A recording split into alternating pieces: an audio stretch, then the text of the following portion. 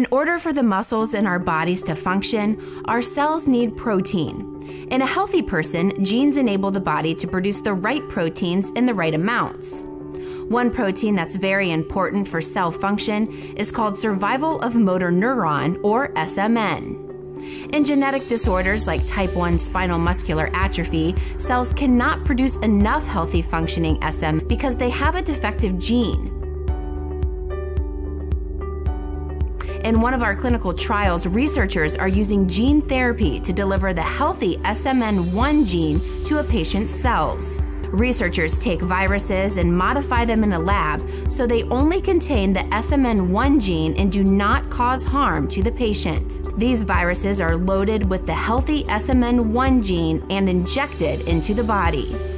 When the material is injected, the viruses deliver the healthy SMN1 gene to the cells all over the body. Importantly, they cross the blood-brain barrier to the motor neuron cells in the spinal cord. Once the virus has delivered the SMN1 gene to the cell, the virus disintegrates.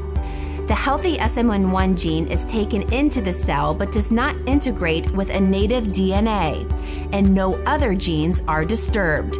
Once the healthy gene is inside the cell, it can create normal functioning SMN protein. The goal is the good gene will produce enough good protein and the cell will function properly. Nerve cells that do not make good proteins will eventually die. When they die, the patient loses the ability to use his or her muscles. By delivering the healthy SMN1 gene to the cell before it dies, we can prevent the onset or stop the progression of SMA Type 1 symptoms. For this reason, it's critical we identify and treat children as early as possible to give them the best possible outcome.